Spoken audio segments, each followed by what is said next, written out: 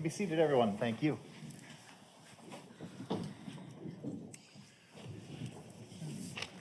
Attorney Brown, do you want to call the next witness? Detective Sims back to the stand. Detective, I'll remind you that you're under the oath that you swore this morning. Thank you. Thank you. Good afternoon, Detective. Just as I asked Mr. Shunk some questions about messages on Bart's phone, were you asked to review the downloads that were performed by Ms. Stacey Sadoff, who just testified, the download of Krista Halderson's phone? Yes, I was. And specifically, were you asked to look at text messages on that phone? Yes. Okay. Showing what's been marked in this case is exhibit number 499. Does this appear to be some of those messages that you were able to download, specifically more recent to the homicides? Yes. All right. And these are in what we call conversation mode? Yes, they are. And briefly, if you could explain conversation mode again for the jury, this is from Cellbrite? Yes, it's a Cellbrite extraction report of the text messages between Krista and Chandler. And then the conversation view, it actually just appears easier to read. The color is different from the sender and receiver. Looks a little bit more like a text message. It does. Okay. I'll move 499 in evidence and ask to publish it starting at page 3,558. Any objection? Nothing further. Thank you. It is received and may be published. All right, I'd ask for the Elmo to be turned on.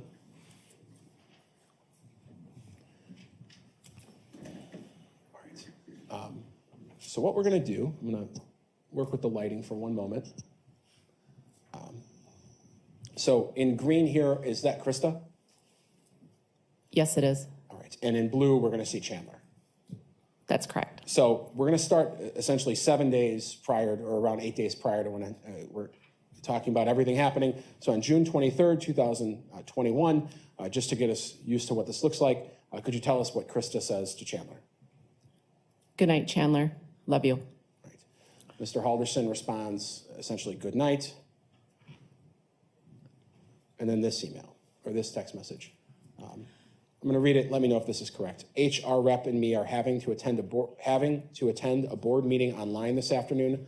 Our meeting will be online around lunch. I do not have to leave. Sent on June 24th, 2021. That's correct.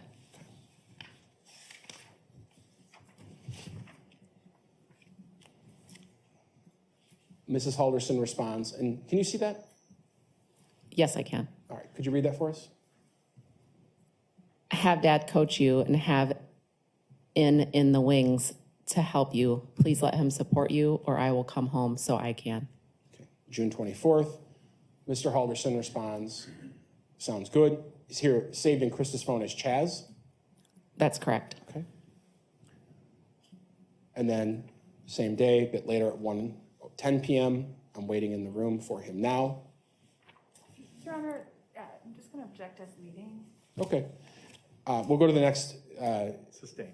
question, or the next text. On the 24th of June at 1:10, what do we see from Krista to Chandler? Would you like me to come home? How does Chandler respond that day at 1:15? I'm all set. And slightly after that? I got a list of things from Dad and a bunch of tips. Staying on the 24th, a message from Krista to Chandler. Now we're at approximately 2:31. Can you tell me what that says? If you need to pick up check, I can come home. Just ask. At 3:13. This is to Chandler from Krista. Any news? And then from Chandler, or Chaz, to Krista Halderson, June 24th at 3:26. What does he say? I don't need to go anywhere because I have a board meeting until the end of the day. And then on June 24th at 3:27, that last message, what does that say? From Krista, did it get solved?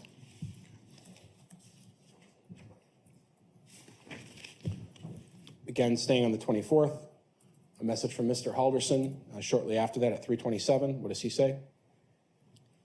Pretty much just need some approvals and signatures. Now we're on to June 28th at 1:02 p.m. What does Krista Halderson say to Chaz? Were you able to make an appointment with MATC? Again, June 28th, now at 1:02. What does Mr. Halderson say to Krista? No, there's a line I might be able to skip, so I'm exploring that option. Then the next, or now we're on to June 30th. Here at 7:22 in the morning, what does Krista send to Chandler? Thank you for waving. You made my day. Happy face emoji. Mr. Halderson responds shortly after, saying what? No problem. And then what does Krista say at 7:30 p.m. or a.m. on that day? Love you lots.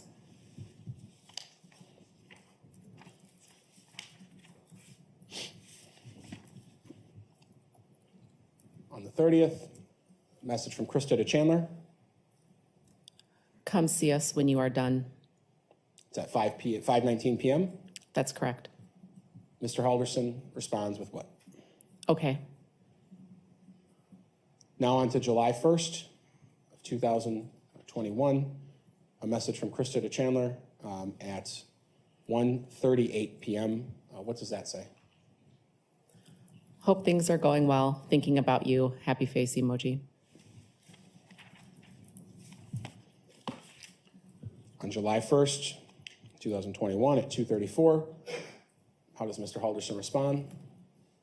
Going well. Thanks. And what does Krista respond at 2:34 on that day? With a happy face emoji. At 3:19 p.m. on July 1st, 2021, what does Chandler text his mother? Dad's phone died. Text or call me.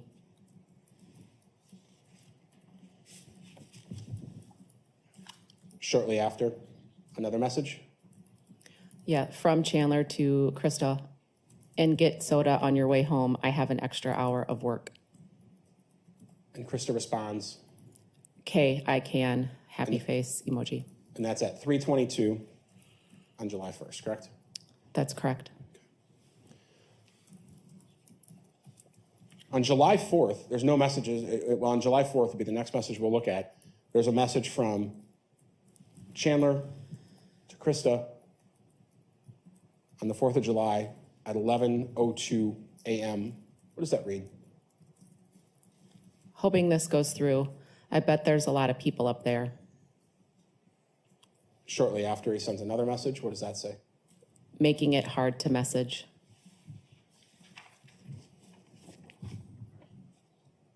And on July 4th, shortly after that, at 11:04 a.m. So the last message from we just looked at was 11:03 and 7 seconds. That's correct.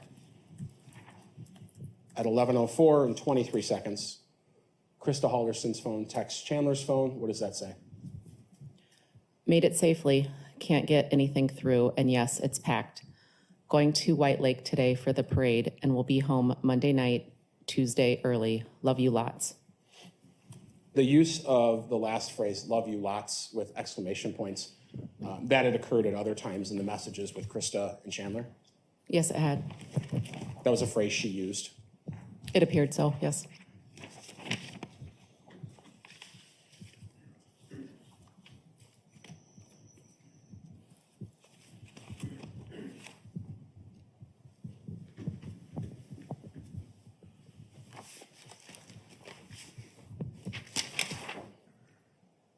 No further questions. Cross-examination. Thank you. Detective Sims, just so I'm clear, that text exchange was extracted from Krista's cell phone? Yes, that's correct. So is it safe to assume that you or someone in your investigation looked at all of Krista's text exchanges on her phone, not just the ones with Chandler? That's correct, we did. And anything else you could look at on the phone you looked at, correct? That's correct. That's it, thank you. Can you redirect? No. Thank you, Detective. You can go back to your seat at the table. Attorney Brown or Raymond? I'll call Courtney Ripp from the Department of Justice.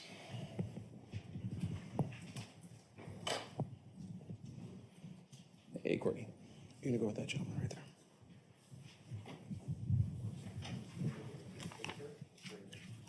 there.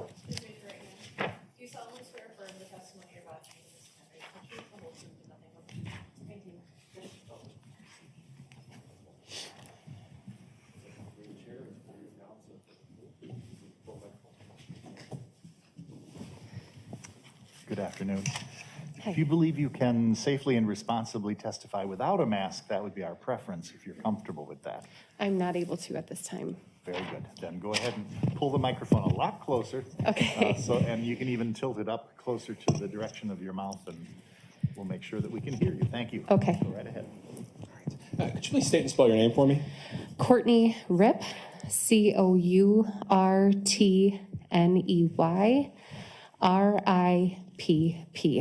And what do you do for a living? I am a criminal analyst for the Wisconsin Department of Justice. What do you do in that job?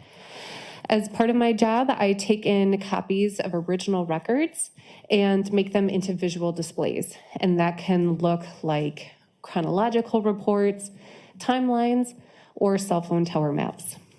Have you been involved since early on in the case of Chandler Halderson and deceased individuals of Bart, Krista Halderson? I have. And have you worked in conjunction with folks in law enforcement and in your work? Yes, I have. Specifically, maybe these detectives over here? Yes, I have. Okay. Showing what's been marked in this case is exhibit number 435. What is that? This is my CV. Okay. I'll move 435 into evidence. No objection. It is received, and I'll have the record note that it was Detective Sims and Shunk that counsel was referring to, just so that the record reflects which detectives. Thank you. Can you tell me a little bit about the training you undergo to do your job? As part of our training, when we first start, we work with a senior analyst who goes over how to do the specifics of our job. They also review all of our products before we send them out. I've also received training from the cell phone companies themselves on how to interpret their records. We are in constant communication with them as things change and shift and how they send us stuff and how the technology upgrades. And I've also taken a class through the FBI about cell phone analysis. Tell me more about that class. What does that entail? It really just kind of went over everything that I had already personally experienced, which is the basics of how a cell phone tower operates, the basics of what the individual companies send us with their records, and what those mean and how to in turn map those out. So, in the course of your duties, have you had the opportunity to look at iCloud records? I have. What is iCloud? iCloud is the system that is native to Apple products, and it is what they use to offer backup services. So long gone are the days of, losing everything with your phone. It can now be backed up to the cloud, and they offer it for free to a specific size, and then after that, it's a paid subscription. When you say the cloud, just explain what that is. Really, it's a bunch of servers that are housed in warehouses and other places, big computers that store your information. Now, if I own an Apple iPhone, you say automatically I get a free iCloud account? Mm-hmm. Yes. That account I have, does everything on my phone get backed up, or does it only when I choose things, or can I deselect things? The user selects what they want to back up, and they can change that at any time. What are the types of things that one could choose to back up or choose not to back up affirmatively in their phone? Anything on your phone, honestly. You can decide your contacts, your text message content. Photos are probably the most selected. Any of your applications you can choose to back up. Mail, your email accounts, and notes, different things like that. Anything that's on your phone, you can choose to back up. And is that something that someone with a phone, they don't need some advanced training to know how to do that? If you go into your settings, you'd be able to figure that out. That is correct. Okay.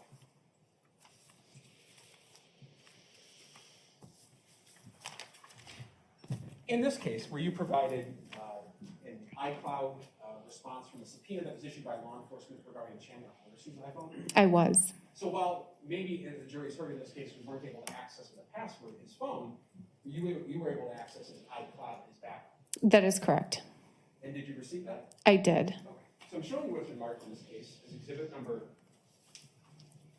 454. what does that appear to be? This is the certification of the records from Apple. Got it. And those are transferred to law enforcement, and what is this labeled? It is a USB device that contains the Apple/iCloud records. And that's 455? Yes, it exhibit 455. I'll move 454 and 455. No objection. They are received. Now, what types of things did Mr. Halderson have backed up in the cloud? Images, notes, the contacts. I believe that there were some bookmarks that had been saved, and I don't recall everything else. You mentioned notes. What are notes? The notes is the section that is, you can use it as a notebook. So I use mine for grocery lists, but it's just a free space where you can type in whatever it is that you want. Okay. And did Mr. Halderson have some notes? Yes, he did. Showing it's been marked in this case is exhibit number 456. What does this appear to be? This is a print-off report that shows the content of the various notes that were contained in that return. And are these in date order, starting oldest to newest? That is correct. Could you tell us what date range these are all in? So the oldest one, then just look at the last page and tell us what the newest one is. The oldest one is from February 1st, 2018, and the newest was on July 5th, 2021. Okay. And so I'll move 456 into evidence. No objection. It is received. There are quite a few notes here, right? There are. Would you agree that the majority of those are mundane things like lists of things and links and jokes and things of that sort? That is correct. Okay. In the course of the investigation, some of those have become more relevant than others? Yes, they have. Okay. And for instance, there's one highlighted on the first page, which in the actual page numbers is page 3,174. Could you just read from left to right kind of what you're seeing there and then tell us what that note was? The first column shows the email address, the name associated with that email address. The date is August 6th, 2019, and it is at, in military time, 18:14:45, and it says dad debit 0730. Got it. And so appears to be dad's debit and then a 4-digit number? Yes. Okay. Taking you to page 3,176, there's a few notes highlighted there. Would you mind these are all from on Chandler Halderson's phone? Yes. Okay, we don't have to read those. Would you mind just telling us the date, the time, and then what the note said? We'll just start from the top. Okay. On October 12th, 2020, at 10:28:26, the content says, jobs need GPA, transcripts. On the same date, October 12th, 2020, at 18:26:10, college recourses. And recourse is spelled with a C? Yes. Okay. On November 23rd, 2020, at 12:46:31, Daniel letterhead with GPA on PDF. And then moving to page 3,177, could you tell us the date, time, and the contents of that note? July 1st, 2021, 17:11:03. Weekend chores, H2O2, lemon, door handles, move your shit upstairs, get a job, clean floor. These notes are in fairly small print. They are. Okay.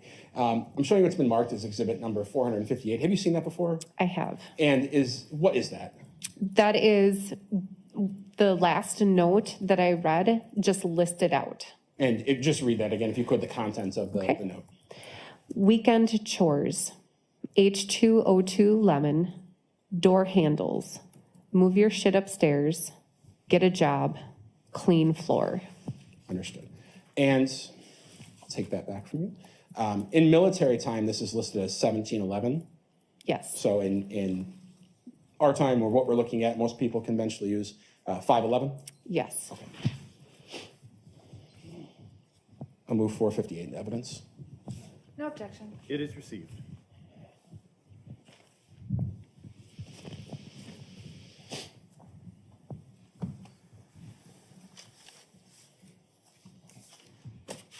In this case, you were also asked to look at Google records obtained and certified by the Google Corporation, correct? That is correct. Okay. And did you obtain those for date range starting sometime before the 1st, but all the way through the arrest of Mr. Halderson on the 8th? That is correct. Showing you what's been marked in this case is exhibit number 442, all the way through the last ones, 459 or 449. Do those appear to be the Google activity for Chandler Halderson at gmail.com? It is. And is that from the 1st all the way through the 8th?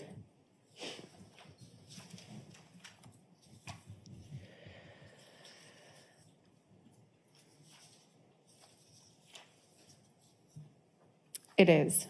Okay. And a question for you. Well, I'll move 442 through 449, excuse me. No objection. They are received. On exhibit number 442, which is Chandler Halderson at gmail.com activity from July 1st, there's not much there, but what do we see? There are various YouTube searches that are listed here with the link and the title of what it is specifically that they watched. YouTube is a company owned by Google? That is correct. Okay. So if someone goes on YouTube and watches something, that would log onto their Google account associated with their email? That is correct. Okay. Are there any searches performed that day or any other Google activity that you're able to see? No. What could account for there not being any searches there? There were no searches conducted or that the information had been deleted. And do you know one way or another which one it was here? I do not. Okay. So 442 is July 1st. On July 2nd, 443, exact same thing? Exact same thing. Different searches, different videos watched, but only the YouTube history. 444, July 3rd, same thing? Same thing. 445, dealing now with the 4th of July. What are we looking at there? Again, YouTube searches and YouTube history. 446, dealing with Google activity on July 5th. What are we looking at there? YouTube history. 447, July 6th, again, more YouTube history. That is correct. On 448 and 449, July 7th and 8th, we're able to see more information. That is correct. All right. So let's start talking about exhibit number 448. In general, there's a few pages of things here, a good deal of these entries.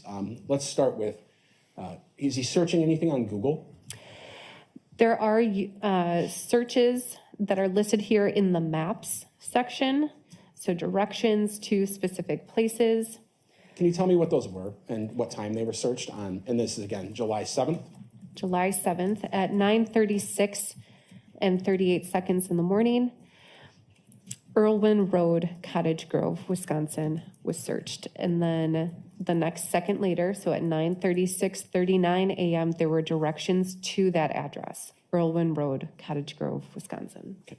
There's a good deal of entries here that are Google Maps. Is that what happens when a user starts looking into the map interface? That is. Okay.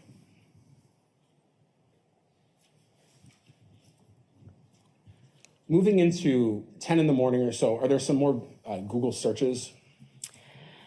Yes. Tell me what those Google searches are. At 10:19:57 in the morning, White Lake Police Department, White Lake Township Police Department. At 10:20:15, White Lake Police Department, Wisconsin. And that was searched several times. White Lake Township Police Department. Again, that continues several more times. At 10:21:44, Wabeno Police Station. 10:22:31, It's a homepage for the village of White Lake, Langlade County, Wisconsin. At 10/22/40, there was a personnel directory lookup in the village of White Lake in Langlade County. At 10/24, there was an area that was viewed in Google Maps. At 10:40:26 a.m., the search term BDO. 10:41 a.m., BDO's Madison CPA firm was a link that was selected. 10:58:40, BDO Madison. 11:33:04, Sawyer Lake, Wolf River, Wisconsin. Several different locations were viewed in the Google Map application. At 12:25:36, there was a Google search for Zimbrick Volkswagen repair shop near me, with a follow-up of the Zimbrick Volkswagen of Madison Service Center. And that address was then utilized in the map application. At 13:51:19 p.m., Sawyer Lake, Wolf River, Wisconsin directions were pulled up. Lots more map activity. At 14:03:18, there was a Google search for 4200 police code. 14:08:38, radio codes, Signals, Rhode Island.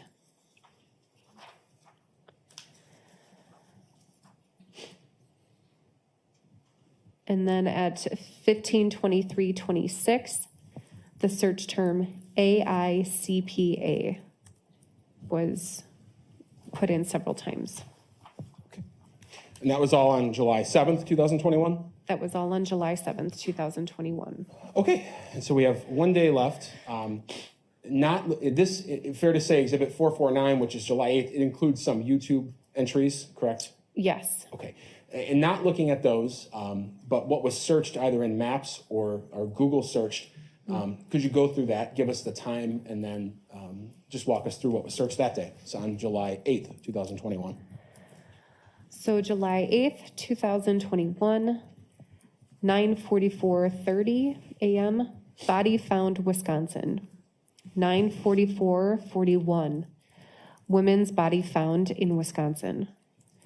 9:44:50, Wisconsin dismembered body found. 9:45:07, State versus Peter T. Capuzza, Wisconsin court system. 9:45:25, dead body found in Wisconsin. 9:45:40, body found in Milwaukee River, 2021. There is a search for a Journal Sentinel online article. At 15:12:46, Bart and Krista. 15:12:49, Madison area couple last seen a week ago may have headed to, and then an ellipsis. I lost you.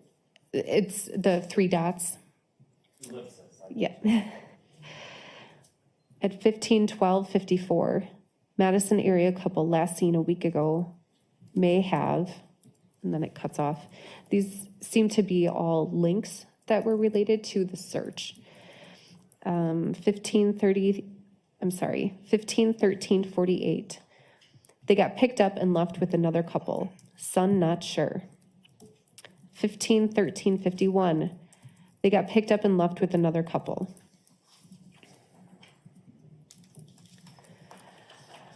15:15:01. Update. Dane County authorities need help searching for missing. 15:15:05. Dane County authorities need help searching for. And then there are various entries in here for map searches. And it doesn't specifically say the area that was viewed in the map application. Understood. And in 449, when you read the Google searches, body found Wisconsin, dismembered body found, those were actual searches performed in the Google website, essentially. That is correct. And when you read those longer descriptions, such as Madison area couple last seen a week ago, what do those appear to be? Those appear to be links that returned as a result of the search. So in this particular instance, the Google search itself was Bart and Krista, and then the ones that followed were links that were clicked on related to that search. Sure. Judge, I would move to publish 449 just to display that. Very good.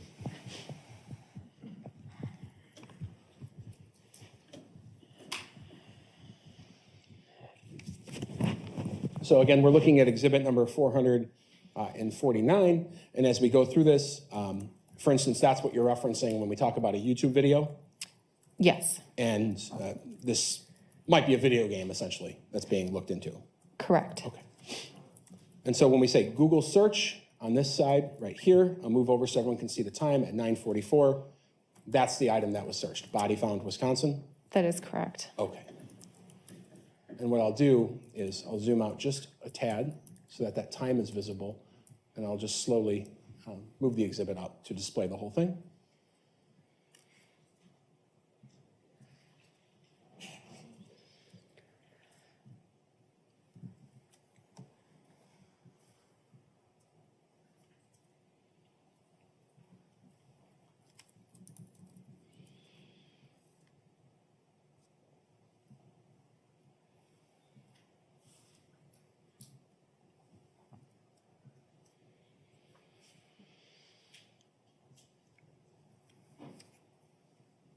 And so as we get down to the bottom, these are these the links that Mr. Halderson or his Google account clicked on? That is correct. You can see after the google.com / it changes from search to the URL.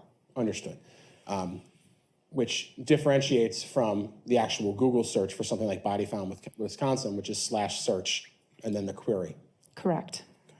I'm going to draw your attention to one of the searches or one of the links, which is the State versus Peter Capuzza. Did you in fact go and find what that was, that link that was clicked on? I did.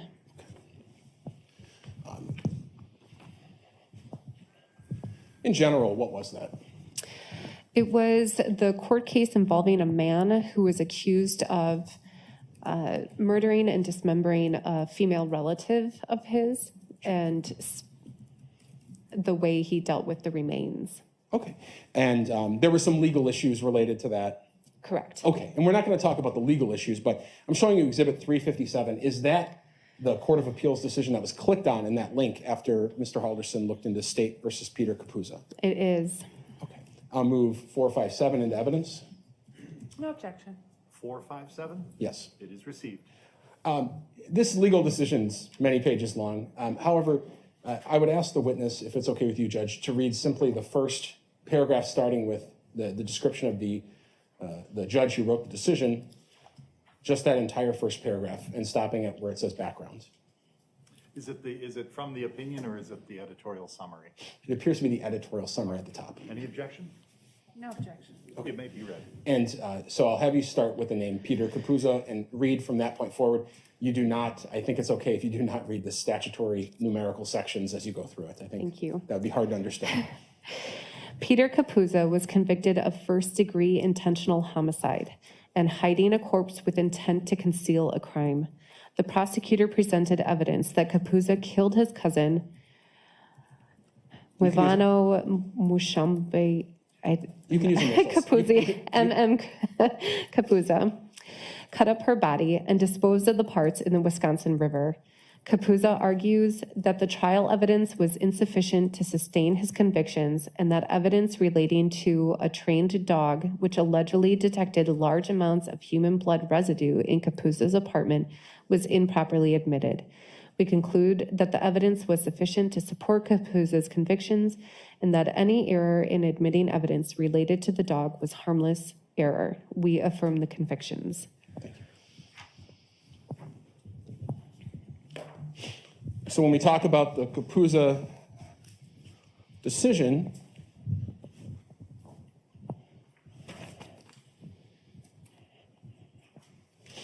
going back to Exhibit 449,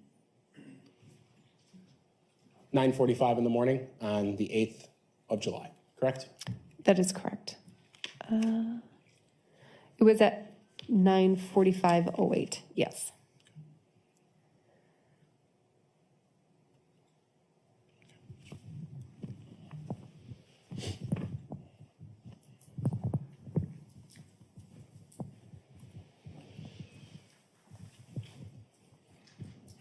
Now, in this case, I think we asked you what you did for a living, and you mentioned that part of your job is mapping and timelines and things of that sort. That is correct. We talk about mapping. We talk about cell phone mapping. That is correct. Is that something you regularly do in your job? It is probably the most common thing that we do. Okay. In cell phone mapping, you're concerned with tower records, cell phone tower records? Yes. Okay. Talk to me about how cell phone towers work. Typically, there are 3 sides to a tower, and the side of the tower that's used is going to be the strongest tower that the phone chooses to be able to support a communication. So when we get phone company records back, it gives us a side of the tower that was used that gives us directionality for possible travel and things like that. They typically keep records, the cell phone companies typically keep records for their own business purposes, who people are communicating with, the times that are used, how long the communications last. And they keep all of that so they can provide better support to their customers. The tower ranges typically for 3 to 5 miles, but it can cover as far as up to 10 miles, depending on the area, what the population is, what the needs are of their consumers. So in more urban areas, you're going to have less coverage, but you're going to have many more towers. Then in rural areas, you're going to have fewer towers that have much larger coverage areas. When it comes to cell phone records, do you need to activate your phone? Do you need to do anything affirmatively on your phone throughout the day for it to be connecting to cell phone towers? Not necessarily. Tell us about that. So throughout the day, the carrier is constantly sending updates to your phone to figure out where you might be. Your phone may be reaching out to get updates for different applications that might be utilized on your device. But your phone is always reaching out to figure out what tower is going to provide the best strength and the best support for the next communication that you choose to make. Do sometimes, in a very short period of time, do sometimes phones connect and reach out to multiple towers? That is correct. And in those cases, you're able to determine directionality and distance based off 3 different locations or 2 different locations? Possibly, yes. And does that assist you in providing a perhaps more precise location of where someone is? It can. Okay. Cell phone tower data itself is an approximate location, or is it an exact location of where someone is? It gives a general side of the tower that's utilized for a communication. So again, that coverage can go anywhere from 0 to up to 10 miles, depending on that particular tower. So it generally gives us a side of the tower that is used. Is it always the same? If you and I both have Verizon and we're sitting in this room together right now, is it always the same exactly whose phone's connecting to what tower in an urban area? It should be. Does it always work out that way? Not necessarily, no. Okay. Sometimes when looking at cell phone tower records, do you see towers that are maybe way off in the distance blink on for moments and then go away and never be used again? I do. What does that mean, or what does that look like? It could jump back to an earlier data session for a moment, or it could be that the tower really isn't the best, to support that connection. So then it jumps off to a different tower to maybe handle the rest of that communication. More often we see that with data records. In this case, the relevant phones of Bart, Krista Halderson, Chandler Halderson, and even Chandler's brother Mitchell, that was all U.S. Cellular? That is correct. Okay. And U.S. Cellular tower data was collected via subpoena and provided to you in this case? It was. And I'm showing you exhibits number 438, 439. What does 438, the top one, appear to be? It is a certificate of authenticity from U.S. Cellular. And is that what they provide when they turn this data over usually? It is. And 439? It is a USB drive that is labeled US Cellular phone records. I'll move 438 and 439. No objection. They are received. When these records are received, are they in an easy to view fashion, or do you have to do something to them to make them, to be able to comprehend what they're saying? US Cellular records are a little bit tricky. They do come in an electronic format, so they're easy to open up, but you do definitely use the training that you have received over the years to be able to interpret those records a little bit better. The most common thing to do is to adjust the time zone so they're all in Central Time. Sure. And you said mapping at the beginning. What do you do? What does that mean to you when you take tower records and you're going to map them? What is that? So we have a list of towers that are provided by US Cellular that lists all of their tower locations and the degrees which each sector of the tower covers. And when we match up the phone records, we use the tower that they provide in the phone records and match it up to the tower list and just connect it to the same tower name. And then we're able to use that latitude and longitude and the sector that's indicated to determine how it's mapped out. And when we talk about the map, what is the map? Is that your own created map, or what map do you use to overlay this data onto? The map layer that is shown most commonly is Google Maps. And we can change that to reflect satellite imagery, where you see the roads and the landscape, trees, and such. When doing mapping, do sometimes you use Snapchat records, Yes, specifically Snapchat location data?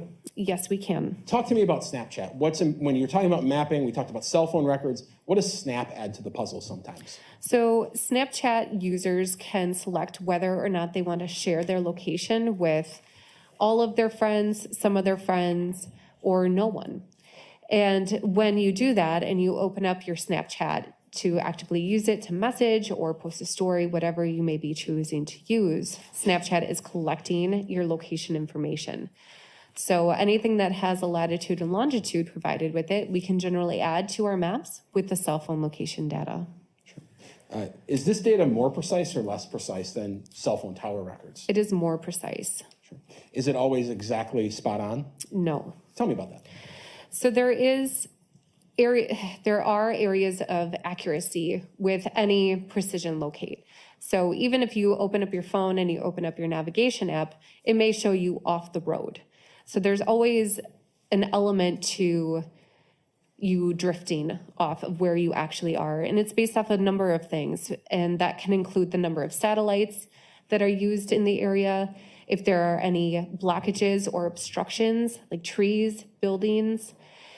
And it can also depend on how your phone is connected to the network as well. If you're connected to a Wi-Fi network, it's gonna be more precise because Wi-Fi networks are small and therefore you have to be closer to it to be able to connect. So more precise. When you map Snapchat records, if we think of it as like a dot on a map that you're pointing down, do you ever come across records where those dots will be in one location and then you'll see a random one way off in the distance, which maybe couldn't exist unless someone was teleporting there, and then it appears back at the spot it's been the whole time? Have you ever seen that? Yes. What is that called, or what is that? It's something that's referred to commonly as drift. And so again, it just, depending on how well connected your phone is to the network or how visible it is to the satellites or different ways that it's using to narrow down your location, you could drift away from where you actually are. For that reason, is it important to look at the number of times that Snap is locating or updating your data into the system? That is correct. Okay.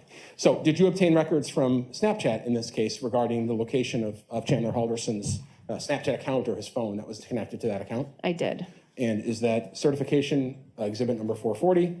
Yes, And does 441 appear to be the USB containing those records? it does. If you could, for me, on 440, on the second page, are you able to identify the username that this file was in regards to? It is related to the Snapchat account Chazzle Dazzle. I'll move 440 and 441 into evidence. No objection. It is received. They are received, I should say. Thank you. So we talked a lot about the cell phones and we talked about Snapchat. You did do some mapping in this case. I did. Okay. Showing what's been marked in this case as exhibit number 573. What does that appear to be? This is the work product that I created that shows the summary of all of the mapping. Okay. And is 436 essentially a container for the USB containing that map? Yes. All right, I'll move 436 and 573 into evidence, No objection. They are received. and I'd ask to publish. You may. I'll need the lefty. HDMI. Ms. Ripp, the screen in front of you is going to come on. We're going to be able to look at some images together.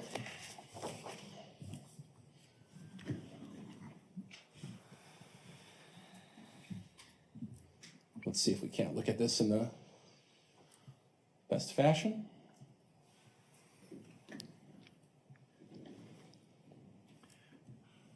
All right. So let's just talk about this first page. What are we looking at there? This is just my introductory slide that shows a list of all of the telephone numbers that I reviewed.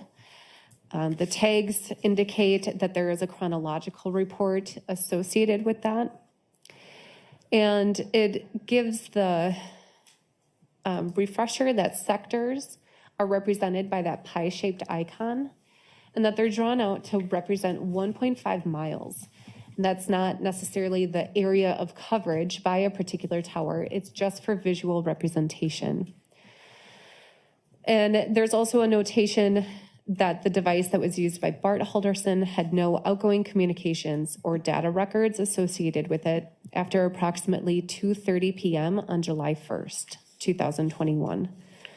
The device used by Krista Halderson had limited activity on July 2nd and was active for a short time around 11:02 a.m. on July 4th, 2021, which corresponds with a text message exchange. Excellent. And so as we go through this, when we see that the sector symbol or that pie-shaped icon, we're talking about that directionality from the tower that you talked about? That is correct. When we talk about, and eventually we may get to data from Snapchat, how is that depicted on these maps? There will be a legend that indicates it's going to be a circle shape. Okay. And you were asked to look into July 1st, 2021, all the way through the date of Mr. Halderson's arrest on the 8th. That is correct. Okay. So let's start on July 1st, 2021. We'll walk through this slide if we could. What are we looking at there? You can see the legend on the left-hand side indicates the colors associated with each individual's phone records. This shows all three phones for the duration of July 1st. You can see that the red and the green sectors, representing Bart and Chandler, and the small circles, they're kind of clustered together near the icon for the residents.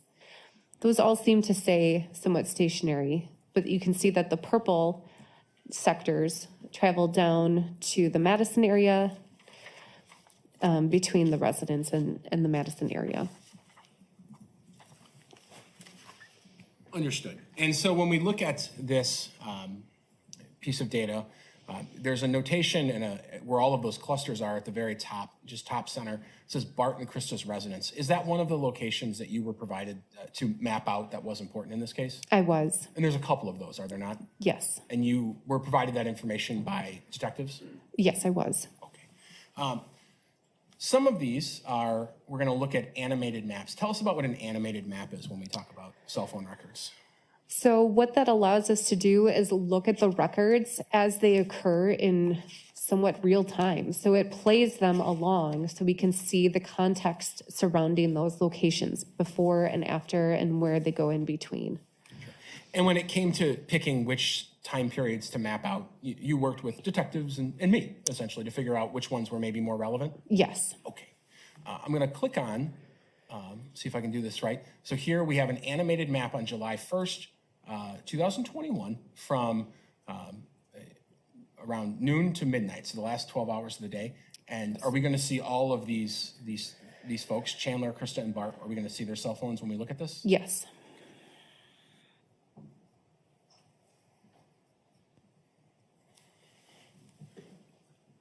Because it's the first one we're looking at, I'm just going to ask you a couple questions. That purplish color at the bottom, is that Krista Halderson? That is. And the green, is that Chandler Halderson? It is. And here he's near his residence, essentially. Yes. Okay. And the red that showed up, that was Bart's device.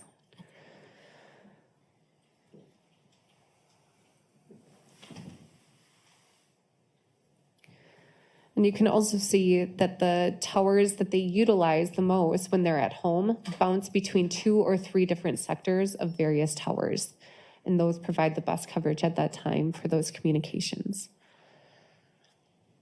And Mr., the timestamp that's in those sectors, is that in fact the actual time that those records are from? Yes. Okay, so we're now moving to 4:20 p.m., 4:30 p.m. around this time? Yes. Okay. And fairly soon you will start seeing Krista's phone utilizing towers that end up covering her residence.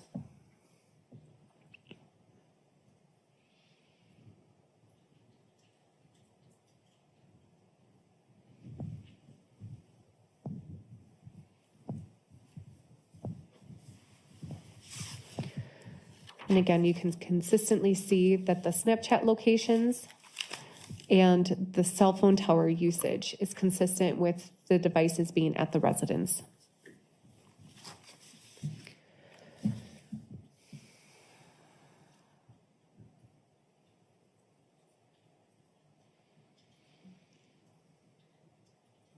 And we're getting close to 9:00 p.m.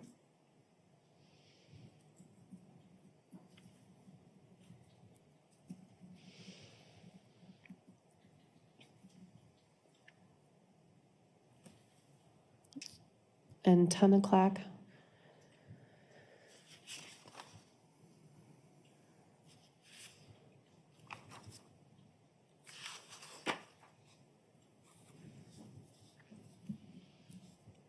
$11.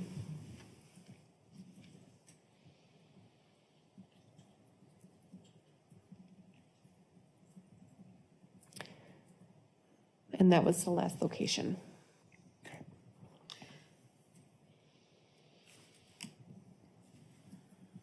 Going to the next map, we're still on July 1st of 2021. What are we looking at here? Because that first map showed all 3 phones for the same time frame, I split them out. So here we can see a little bit closer up view of Chandler's location records, whether they're the Snapchat, which you can see a little bit clearer as the small circles, and the green sectors. When you talk about the Snapchat circles, it's our first time maybe getting a closer look at them.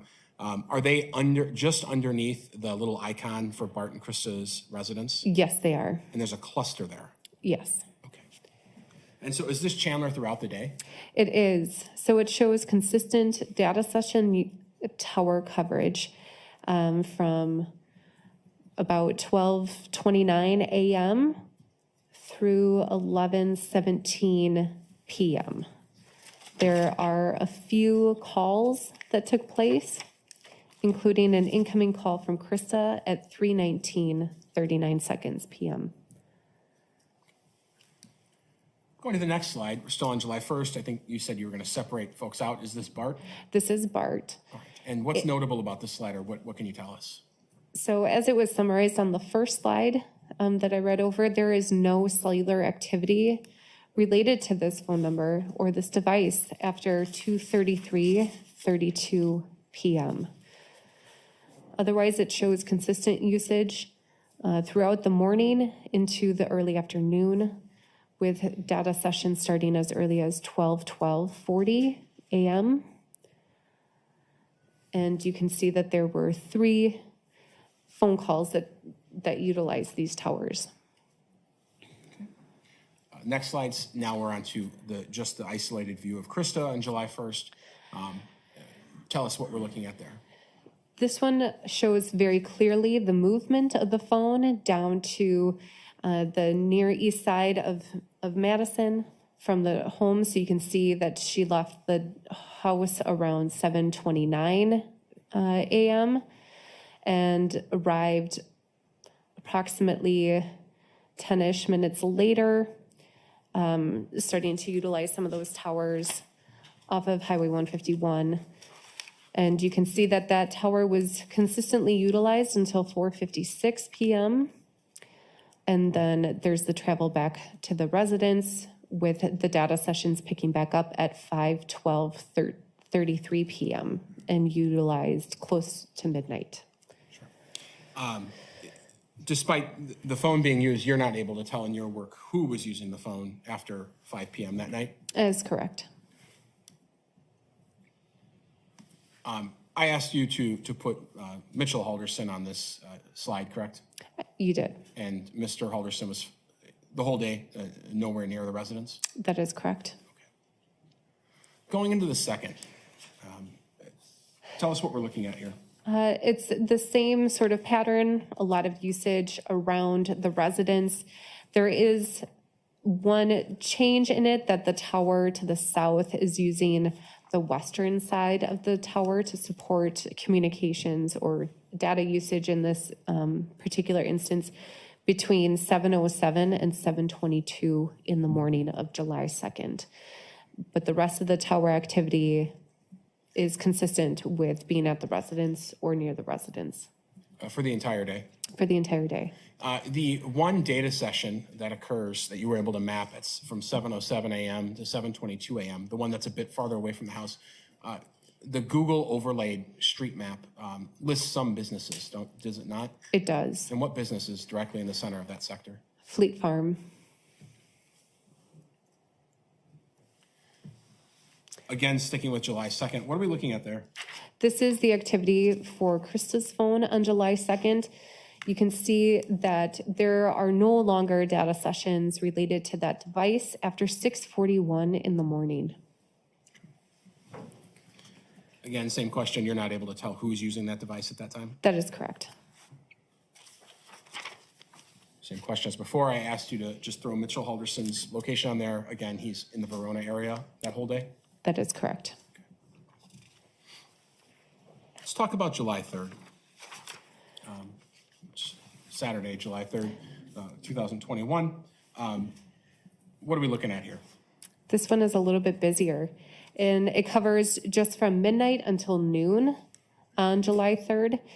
And the way that this kind of plays out is that there's a lot of activity around the home until about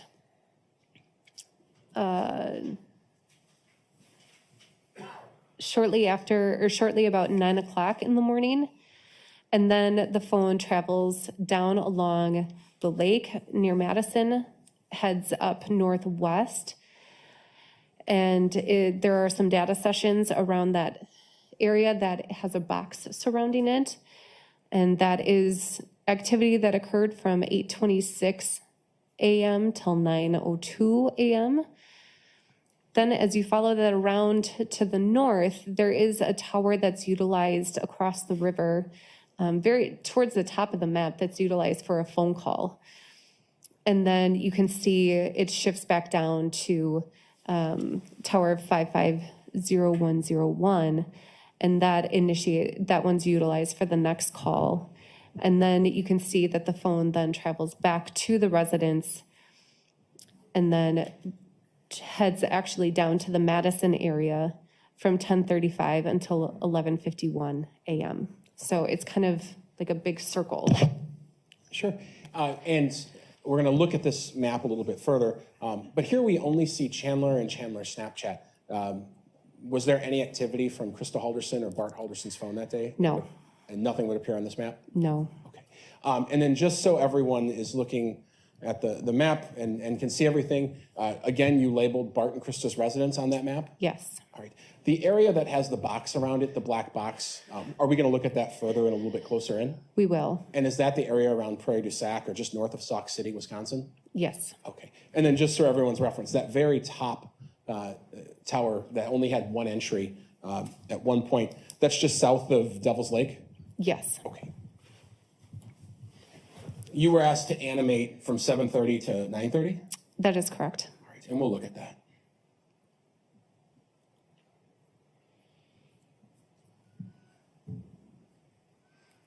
So again, this just shows kind of in real time what these records look like to give more context, and it's probably easier to understand than listening to me try to describe it. I think you're doing a fine job, but I'll just note, here you've put an additional label on. So we have Bart and Krista's residence labeled, and then there's another label by Prairie du Sac. What does that say? It says remains found approximate.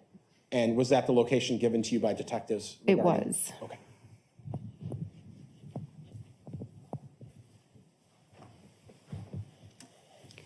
What is different on this animation versus the static map will be the arcs that are drawn out away from the sector.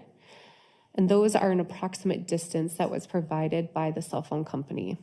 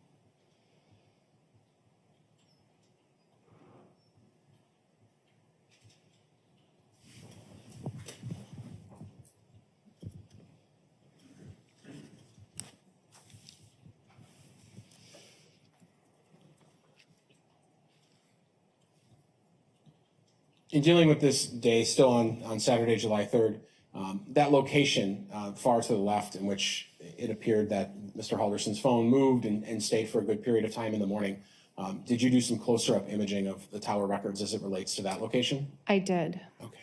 And tell us what we're looking at here. So this map shows the towers that cover that particular area and were used by the device. You can see that there's pretty consistent usage from approximately 8:26 a.m. through 9:02:38 a.m. And you can also see that there is an arrow pointing near the red icon, and there are there's a very small dot in there that is a Snapchat location, and there are 2 entries for that particular location. And you mapped that and took out the cell phone data so you could see that more clearly? I did. And is that what we're looking at in this slide? It is. And if we look at the very bottom of the screen, is that the location where you've been indicated by detectives to place the remains found? It is. Again, staying with July 3rd, so again, we're still on Saturday, July 3rd. This is the other half of the day, the afternoon into the evening? It is. Okay. What are we looking at here? This map shows the device traveled up to the Portage, Wisconsin area on the evening of July 3rd. So around shortly after 10:15, the device started traveling north, utilizing towers along the way, and stayed in the Portage area from approximately 10:37 p.m. to 11:03 p.m. And then it returned back to the area of the residence closer to 11:24 p.m. And you animated this as well? I did. All right, let's take a look at that. From 10:30 to 11:30? Yes.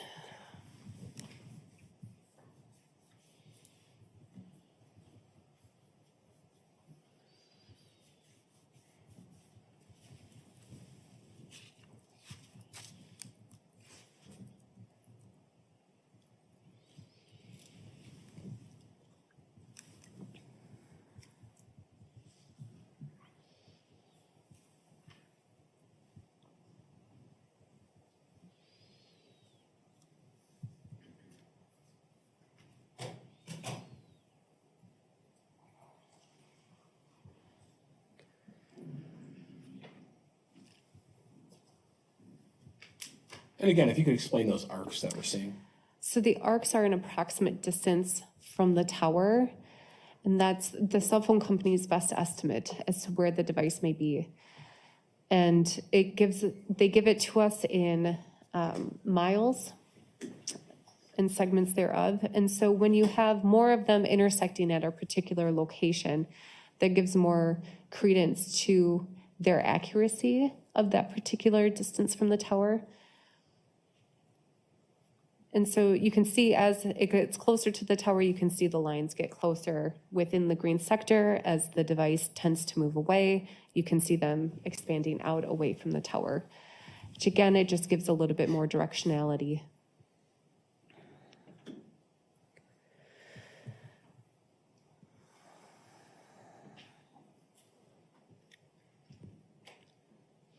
Again, you mapped Mitchell Halderson that day. He's in the Verona area all day.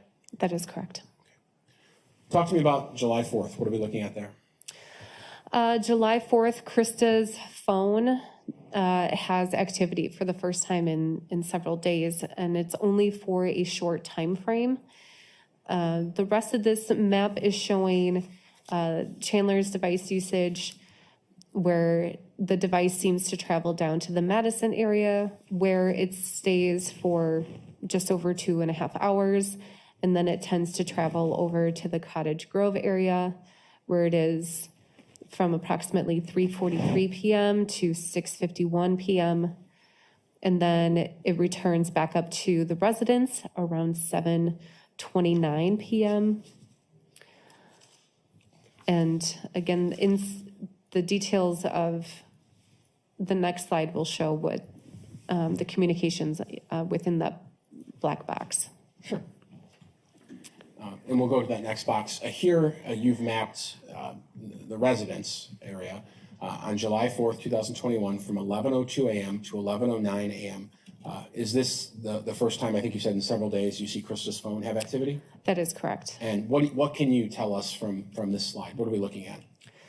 This Krista's particular tower usage was inclusive of some data session records that occurred from 11:02 to 11:04 a.m. And this is also where there was an outgoing message to Chandler's device at 11:04:23. And was that the message listed there? Made it safely, can't get anything through though, and yes, it's packed. Going to White Lake today for the parade, then be home Monday night, Tuesday early. Love you lots. That is correct. Okay. That message was sent from Windsor, Wisconsin, It was. not White Lake, Wisconsin. That is correct.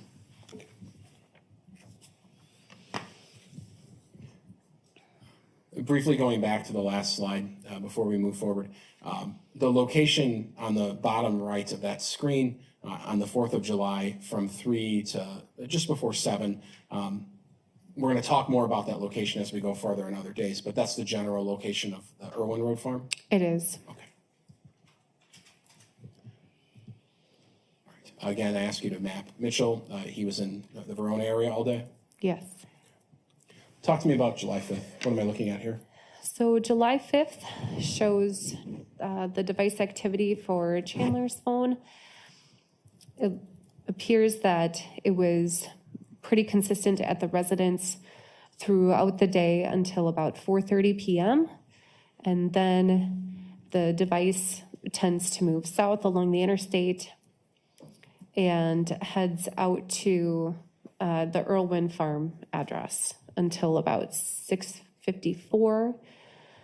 Then it heads back to the Madison area where it stays for a while. You can see some activity from 7:10 to 8:34 p.m. There's some call activity there.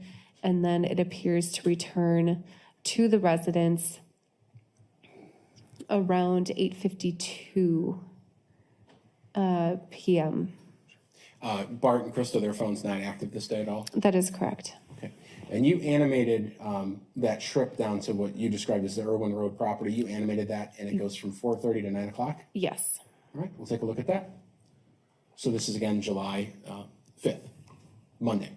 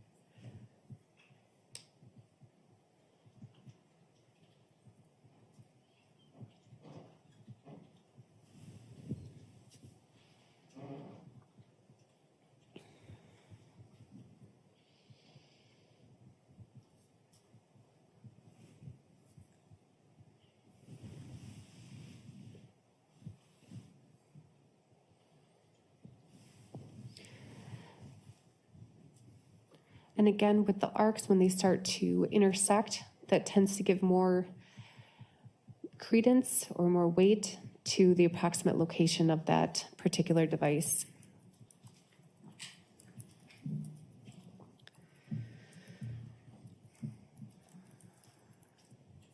In case anyone's having trouble seeing, would you mind telling us about the time we're at now? It is about 6:30.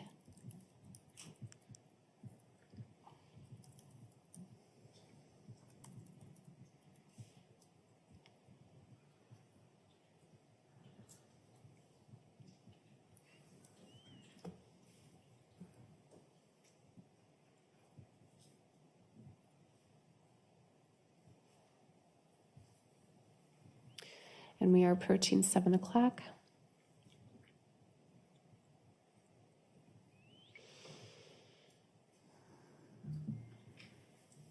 And you can see the device is starting to head away from that Cottage Grove area.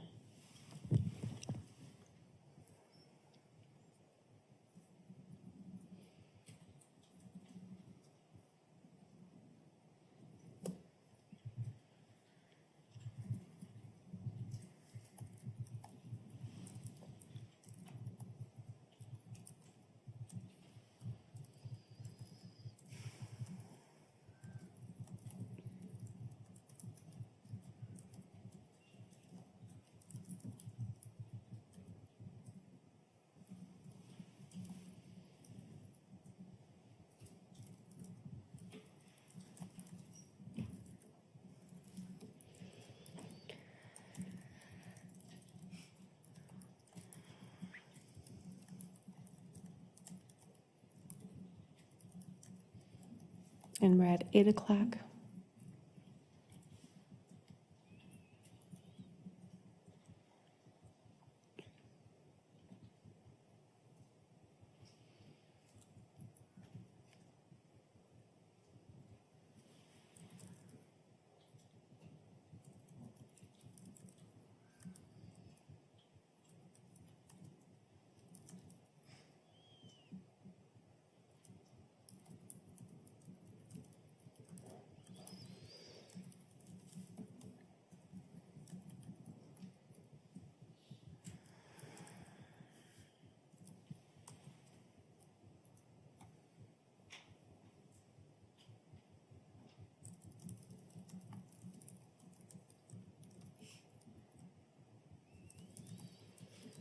And as we approach 9 o'clock, it appears that phone ends up back at the home. Yes.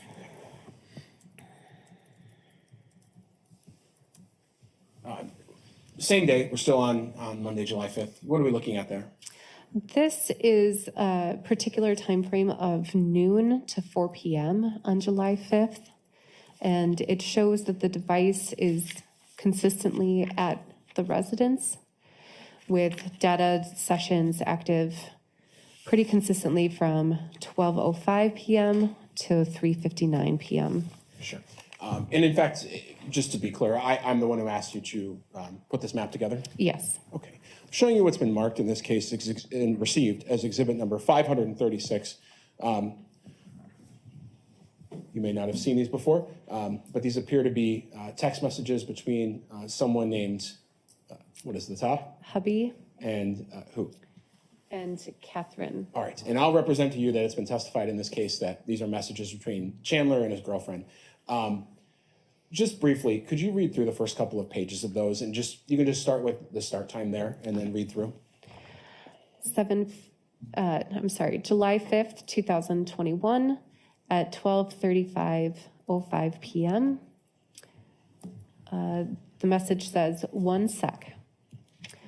The response from Catherine at 12:35:08, okay, okay, then another response at 1:31:46 p.m. Text me when you get to your appointment. The message from Chandler says, yes, dear. That is at 1:32:30. The response from Catherine at 1:33:25, good boy. The response from Chandler at 1:40:09 p.m., Thanks, B. The response from Catherine at 1:40:24 p.m. 1:40:26. I love you. 1:40:30. It's going to be okay. 1:41:05 from Chandler. Either way, you and me are going to be happy. 1:59:37 from Catherine. Very true. Response from Chandler at 2:01:53. Made it a bit ago and checked in. 2:01:56 from Chandler. BRB. 2:09:12 from Catherine.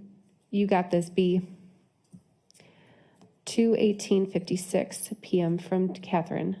Yeah? Question mark. 2:19:18 from Catherine. Am I picking you up? I'm off at 5. 2:20:19 from Chandler. Just need you to know because I have horrible reception. And that same message is resent at 2:22:10 p.m. At 2:22:43 from Catherine. Okay. At 2:22:52 p.m. from Catherine. Do they gave Wi-Fi? At 2:23:07 p.m. We can snap if that's easier. At 2:23 p.m. from Chandler. No connection to even load Snapchat. At 2:23:42 p.m. And no Wi-Fi. 2:23:54. But I can still get your iMessages. At 2:24:17 from Chandler. No connection to even load Snapchat. 2:24:17 p.m. and no Wi-Fi. From Catherine at 2:24:34. That's good. 2:24:42 p.m. from Catherine. And weird that they all gave it. 2:24:46. Have it. At 2:24:54 from Catherine. But maybe it's your carrier. From Chandler at 2:25:26. I'll try and get it on. And that message is received or resent at 2:27:18 p.m. At 2:31:21 p.m. from Catherine. Let me know what happens. At 3:25:08 p.m. from Chandler. Hi, hun. 3:25:10. Heading home. 3:25:48. They took an X-ray and CT scan. Nothing bad on the X-ray. All right. And I appreciate you doing that. And just clarity of the record, we're talking about exhibit number 536. And just confirm the date again for me. It is July 5th, 2021. Essentially in the afternoon. That is correct.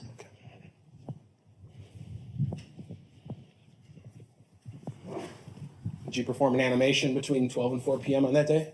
I did. Let's take a look at it.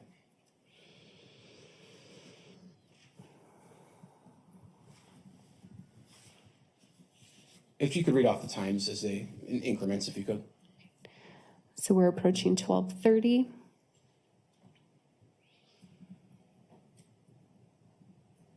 One o'clock.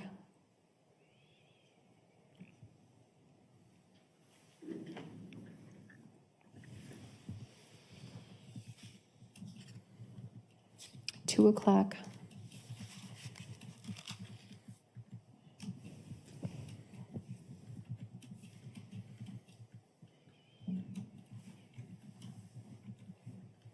Three o'clock.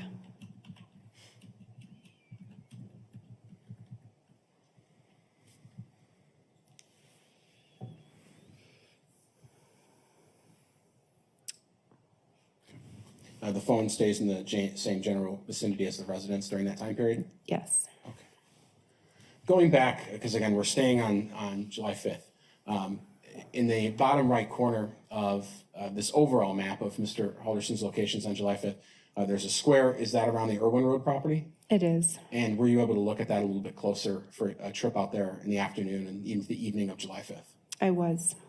We'll go ahead. What are we looking at there? This specifically shows only the Snapchat locations that occurred during that particular time frame.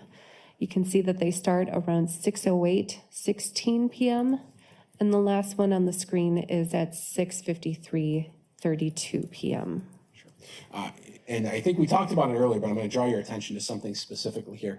In the Snapchat list of data points here, for instance, there's the first one, which is at 6:15:42 p.m. Yes. If we look far right across that big farm field, in another farm, it looks like, at 6:15:28, so just 15, 20 seconds before, there's a couple times where it hit right there. Yes. What do you believe that is, or do you have any opinion as to what that looks to be? It could be an example of the drift. It's claimed, the accuracy on it is fairly good, but again, it can be the accuracy of the overall location itself can be thrown off due to various things, obstructions from buildings or trees, the lack of, possible satellites that are around, what kind of connection it has, the device itself has to some sort of network, whether it's data or Wi-Fi, things like that can throw it off. So on 3 different occasions on that farm on the right, there appeared to be a data location that came through. Yes. And you put that on the map? Yes. Because you put everything on the map that you got? Those are the records. Okay. On the far left, there's more Snapchat locations on that side? Yes. Okay. And did you zoom in on that side? I did. All right. Tell me what we're looking at there. So this, again, is just showing up a closer satellite view. So it adds more context to where the locations are. You can see that there are several locations associated with the circle to the south on the map. Several of them are kind of stacked up in between each other with varying levels of degree of accuracy associated with them. And it takes part in kind of a small time frame, within a matter of 8 seconds. And then there's one location that's captured on the driveway or just around that area near the driveway at 6:08 p.m. Do you know, so we talked about cell phone records are constantly maybe reaching out and talking to the phones. Is Snapchat doing the same, or is this when people affirmatively use the app, or do you know? It's when they're using the app. Okay. So if Mr. Halderson's Snapchat the app would not have been opened on July 5th, we wouldn't just see these naturally as some sort of handshakes that the system is performing. Correct. That's my understanding of it. Okay. And for some clarity's sake, the dot that you put for the Irwin Road farm, to the left of that appears to be an actual blue dot on the screen. That maybe is the swimming pool that we've heard about in this case? That's what I've been told. Okay. Again, I asked you to map Mr. Mitchell Halderson. He stayed home all day? Yes. Let's talk about July 6th. Tell us what we're looking at there. July 6th shows the movement of Chandler's device from the residence, and it moves fairly early in the morning. You can see the locations down at the south part of the map near Madison. There are data sessions there occurring shortly after 5 a.m. And then the phone does move back up to the residence where it maintains its location until that evening, where there is a trip down to the east side of Madison area near the interstate, and then it returns back to the residence. I think you mentioned, and just so there's some clarity, there was you said an early morning trip kind of into the downtown area? Yes. What time does it appear that trip, if you had to give a range based on the records that you have? The gap in the data sessions near the house are from 4:32 a.m. to 5:37 a.m. So it would have been around that time, which matches with the tower location that I highlighted at 5:05 a.m. Understood. Again, I asked you on July 6th to just map where Mitchell was, and he was home again. Correct. On this day, we see a couple of things from Mitchell's phone listed there. What do we have? There are some outgoing calls to, or one outgoing call to Bart and one outgoing call to Krista. Let's talk about July 7th. July So- 7th, 2021, Bart and Krista, their phone's not active, Correct. and they weren't active the day before. Correct. Okay. What are we looking at here on July 7th? So these records are showing us the movement of the device down out to the Irwin farm. Again, this time it occurs between 9:30 a.m. and 11 o'clock a.m. Then the device seems to remain consistently at the residence throughout the evening. And did you animate the trip down to that black square, the Irwin Road area? I did. And that's from 9:30 to 11 a.m., and we'll watch that together.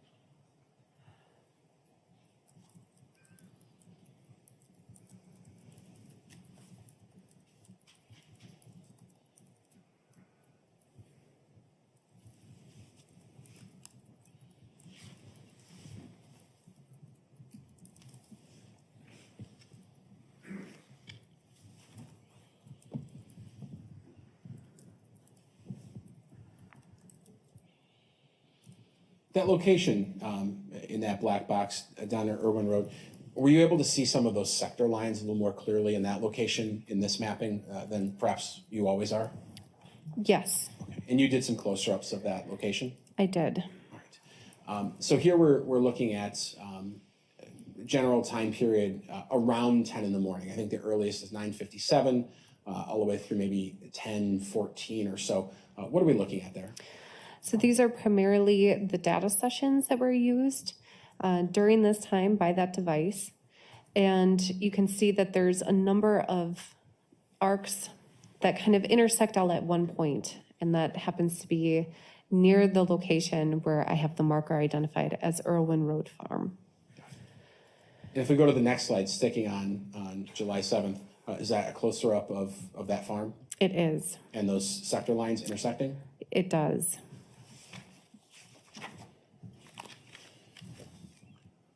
On that day, I asked you to map for Mitchell Halderson as well. Yes. Again, he stayed in the Verona area all day. Yes.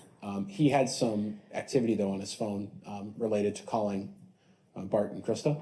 Yes. What times did he make those calls? 11:45, 4:50, 5:47 p.m., 8:27 p.m., and 9:12 p.m.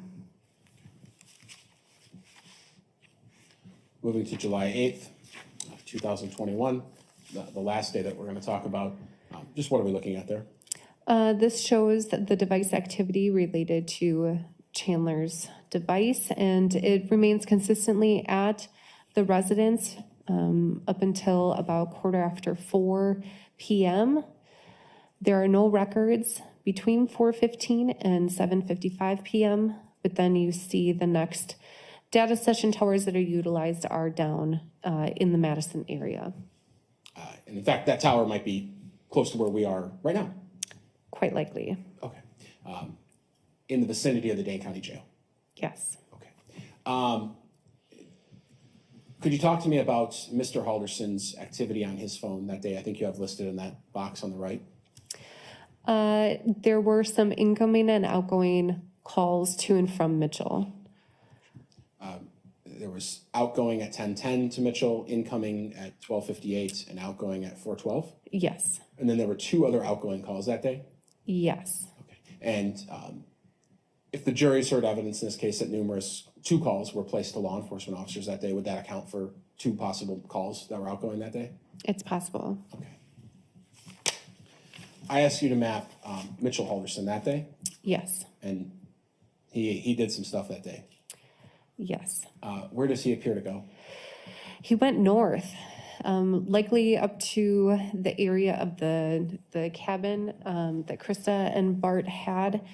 He left his general residence area shortly after 1 p.m., stopped near Bart and Krista's residence about 1:45 to 2:06 p.m., and then traveled up north. You can see the tower that's highlighted there was utilized from 5:17 p.m. until 6:24 p.m. And then the device goes back to Bart and Krista's residence and starts utilizing data session towers down there from 9:52 to 10:50 p.m. Understood. And if you could you just detail the time that Mr. Mitchell Halderson made calls to either Bart or Krista that day? Yes. Started at 6:37 a.m., 12:15 p.m., 6:24 p.m. And to just compare, just to go back, just to confirm, did Chandler Halderson on July 8th make any calls to his parents? No. No further questions? Cross-examination. Thank you. Analyst Ripp, I want to ask a few questions about those maps we just saw. First of all, am I correct in understanding that those maps track a phone, not a person? Correct. So when the district attorney asks you a question like that map shows Mitchell in Verona, really the question is that map shows Mitchell's phone in Verona, correct? Yes. And the second thing I wanted to clarify about those maps, at various times during your testimony, you were asked, you don't know who was using the device after 5 p.m., and your answer was no. Do you recall that kind of question? Yes.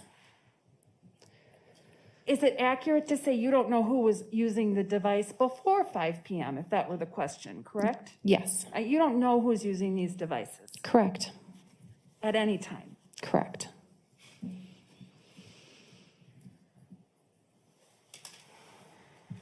Now, going back in time to your testimony before the maps, I want to clarify the Google Records exhibit. Do you recall that exhibit? I do.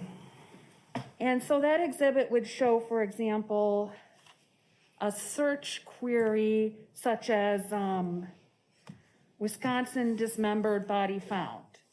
Do you recall that? I do. Did that exhibit then show if the results of that query were clicked on? The only thing that would indicate that would be the follow-up article, as in the example of the State versus Capuzza. So that could have come up as a result for that initial query, correct? Correct. That exhibit isn't saying that someone searched State versus Capuzza. Correct.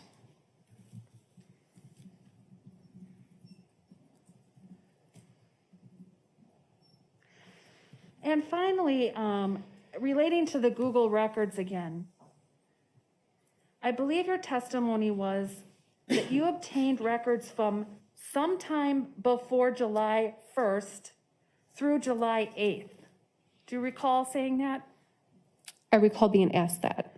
And your answer was yes. Yes. How much in advance of July 1st did you get these records? I believe that there were several search warrants that were done for the various Google accounts. And I do not remember the exact time frame for any one of those in particular. But for some period before July 1st, you obtained these same types of records for Mr. Chandler Halderson's Google accounts, Yes, where someone could have seen what types of things he searched, correct? correct. Same as they did after July 1st, correct? Correct. To clarify, the report that I had was for that entire duration. So on those days prior to those particular searches, there was no history of what had been searched other than in YouTube. One moment.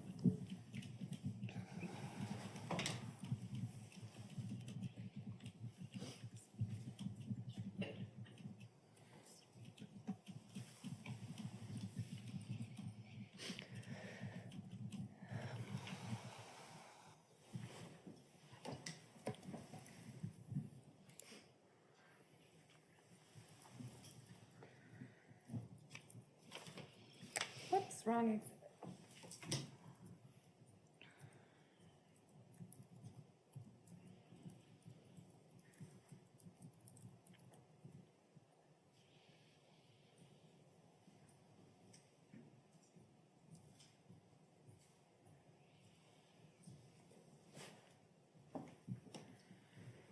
So it's your testimony that all the records you found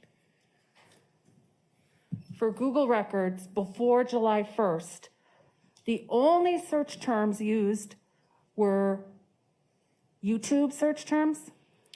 I would have to double check in the original records to look prior to July 1st. Do you have those records with you? I do not. Okay, thank you. Can you redirect? You were specifically asked in this case to produce records and mapping regarding the time period in question, the first, which corresponded to the last time Bart Halderson, Krista Halderson were known to be alive, through the 8th, which is the time of arrest. That is correct. And just to clarify, we talked a little bit about there not being records for certain days. We talked about the July 1st, July 2nd, July 3rd, July 4th, July 5th, and July 6th. We talked there's only YouTube records. Correct. YouTube, while owned by Google, is a separate location if you want to erase that history. Correct. Okay. So one could go into their Google account, erase that history, and that would not erase your YouTube history. Quite possibly. Okay. And I think you testified earlier, you're not here to comment on whether those were deleted or whether they just didn't happen on those days. Correct. Okay. The time periods and things of that sort that were relevant, that was all information provided to you by the police and people involved in the investigation. That was areas or times that they wanted you to map on these records. That is correct. Okay. No further questions? May this witness be excused and released. Yes. Thank you so much. I don't think you have any exhibits there. No. All right, thank you for your time. Let me see the attorneys up at the bench, please.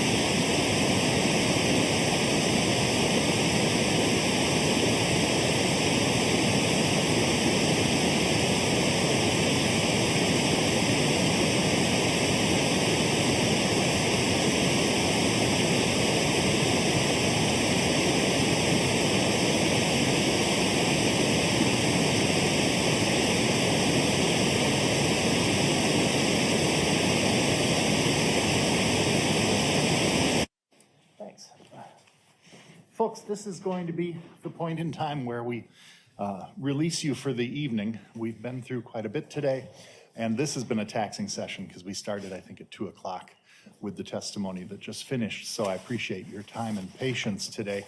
We've been in and out of here a little bit more than usual. We'll start tomorrow morning as usual. Get a good night's rest tonight, and certainly follow the admonition to not discuss the case or be exposed to any information purposely or inadvertently as we begin to get closer to the finish of our case. Do get rest, take care. It's supposed to be really cold, so maybe stay inside and huddle down and have a good, quiet evening. We'll see you tomorrow morning. Thank you. All right, adjourn.